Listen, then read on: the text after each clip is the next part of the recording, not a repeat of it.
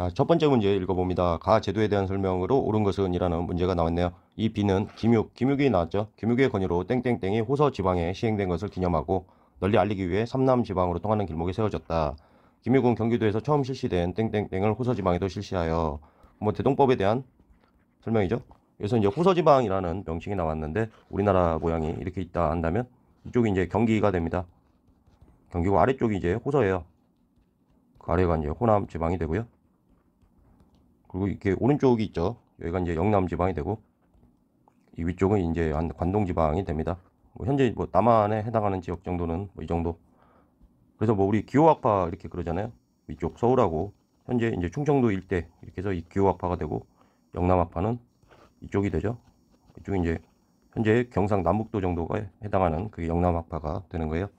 그래서 대동법에 대한 내용을 선지에서 골라주면 됩니다. 1번 양반에게도 군포를 부과하였다. 맨날 똑같은 게 나옵니다. 흥선의 호포법 또는 호포제에 대한 내용이 됩니다. 2번 토지 소유자에게 결작을 거두었다. 영조 때 실시된 균역법과 관련된 내용이죠. 3번 흉풍에 따라 전세를 9등급으로 차등 과세하였다. 세종 때 실시된 공법에 대한 내용입니다. 이 정도 되면 보기도 완전히 똑같이 나오는 것 같아요. 공인이 등장하는 배경이 되었다. 지금까지 5번에 나왔는데 4번에 나왔네요. 4번이 옳은 설명이죠. 5번 부족한 재정을 보충하기 위해 선무군관포를 징수하였다. 이것도 영조 때 균역법에 대한 내용입니다. 선무군관포 하게 되면 이게 양반은 아니라고 했어요. 부유한 상인층 이렇게 표현해야 된다. 다음 문제 보겠습니다. 자, 문제 읽어봅니다. 밑줄 그은 대책으로 옳은 것은 이라는 문제예요. 양역의 폐단을 개선하기 위해 논의한 호포와 결포는 여러 문제점이 있다고 하니 그렇다면 군포를 한 필로 줄이는 법을 시행해라. 경들을 한 필로 줄였을 때 세입 감소분을 채울 수 있는 대책을 강구해라. 대책으로 뭐가 나와요? 선무군관포하고 지주에게 걷는 결작하고 잡세, 어장세, 염세, 선박세 등이 있죠. 이 왕은 누가 됩니까? 영조가 되고 균역법에 대한 내용이 되겠습니다. 선지 읽어보죠. 수휴를 폐지를 했다. 그럼 세조 때 직전법에 대한 내용이죠. 이 토지 한 결당 미곡 12두를 부과하였다. 이게 대동법의 내용이 되겠습니다. 3번 양전사업을 시행하여 지계를 발급하였다. 대한제국에 대한 설명이죠. 4번 흉풍에 따라 9등급으로 세종 때 공법에 대한 내용입니다. 5번 어장세, 염세 등을 국가재정으로 귀속시켰다. 5번이 정답이 되죠. 한번 2번 선지를 한 번 더 읽고 가자면 한 결당 미국 12두를 부과했다라고 하니까 대동법이라고 하잖아요. 반대가 많은 이유가 이제 토지를 많이 가지고 있는 사람들이 더 부담이 늘어나기 때문에 반대가 커가지고 전국 시행까지 100년이 걸린 겁니다. 다음 문제. 자, 다음 문제 읽어봅니다. 다음 왕에 대한 설명으로 옳은 것은 왕은 늘 양역의 폐단을 염려하여 군포 한 필을 감하고 균역청을 설치하여 각도의 어염, 은결의 세를 걷어 보충하니 그럼 벌써 누구에 대한 이야기입니까? 영조 때 실시된 균역법에 대한 이야기예요. 근데 왕에 대한 설명으로 옳은 것을 고르라고 했으니까 영조에 해당하는 것을 골라주면 됩니다. 자, 선지 읽어보죠. 1번 준천사를 신설하여 홍수에 대비하였다. 준천사 하니까 잘 안 나오는 단어가 나왔네요. 우리가 알고 있는 건 영조 때 청계천과 관련된 그런 내용이죠. 청계천을 준설했다라고 하는데 준천사 하게 되면 청계천보다는 굉장히 큰 내용입니다. 서울 지금의 그 당시 한양에 물이 흘러가는 모든 수로, 하천 이런 것들을 다 손을 본 거예요. 굉장히 대규모였고 이 조선 후기에 영조 때 정도 가게 되면은 이제 양난을 겪고 인조 때 양난 이후에는 막 서울 쪽으로 인구도 굉장히 많이 몰리게 되고 자연재해 같은 것도 좀 많았다고 그래요. 그래서 하천도 다 막혀 있고 하니까 종합적으로 한양 도성 내에 있는 하천들을 다 손 본 겁니다. 그러면서 이제 어떤 성격을 또 가지고 있게 되냐면 민들이 이제 모여가지고 굉장히 빈곤한 상태에 놓여 있는 그런 상황인 사람들이 많아요. 그러다 보니까 그들을 이제 동원을 하면서 거기에 동원의 대가를 나눠주면서 그들을 구휼하는, 쉽게 말해서 굶어 죽게 생겼으니까 국가에서 하는 이 커다란 토목공사에 다 참여해서 돈을 받아가서 먹고 살아라 하는 그런 성격까지도 다 들어있는 겁니다. 그래서 굉장히 큰 의미입니다. 준천사는 이렇게 잘 안 나오는 건데 준천사라고 제시를 해줬으면 약간 어려울 수 있는 그런 문제라고 볼 수 있습니다. 다만 다른 것들을 보고 소거법으로 풀어낼 수 있겠죠. 자, 2번 읽어봅니다. 대외관계, 국제관계를 정리한 동문회고를 간행하였다. 이거는 영조가 아니라 정조 때 해당하는 거고요. 정조 때 외교 문서를 모은 게 동문회고예요. 1번하고 2번이 약간 헷갈릴 수 있겠지만 청계천 준서를 알고 있다면 1번을 잘 고르지 않았을까 싶은 그런 문제예요. 3번 전제 상정소를 두어 전분 6등법을 제정하였다. 세종 때 공법에 대한 이야기죠.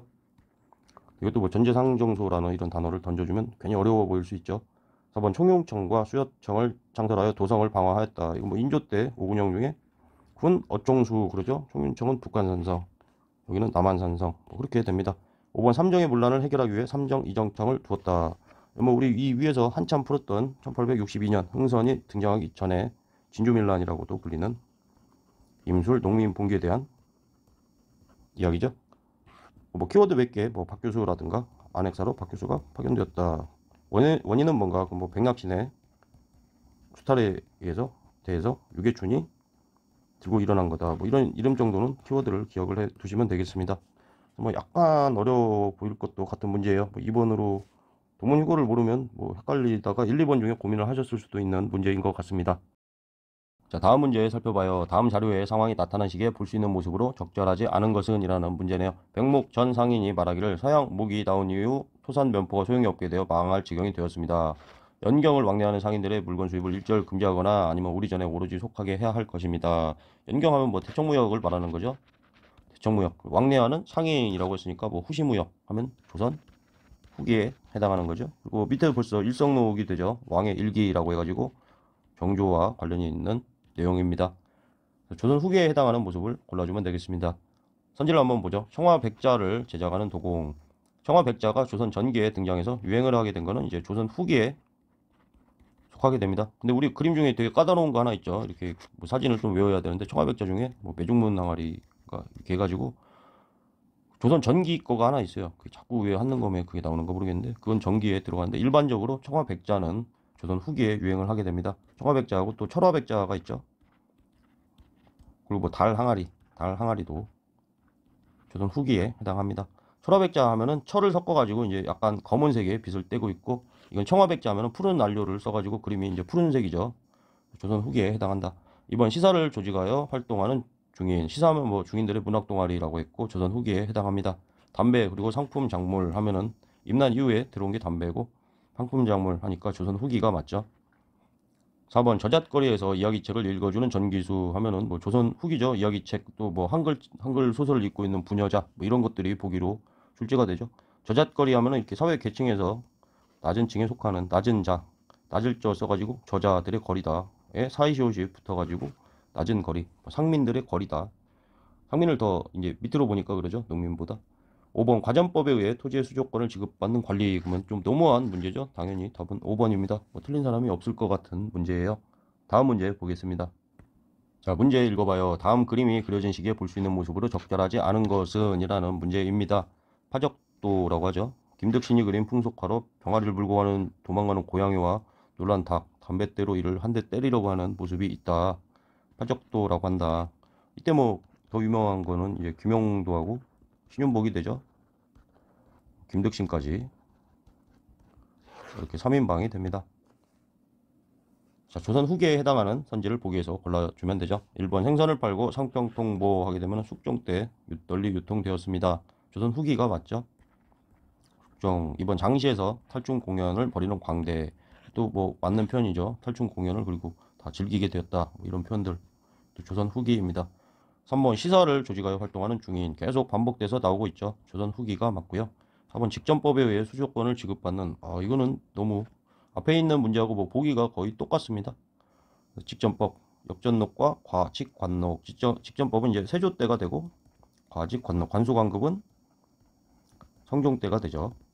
5번 고추, 인삼 등을 상품 작물로 재배하는 농민도 조선 후기에 해당하는 내용입니다. 전혀 어렵지 않은 내용이네요. 여기까지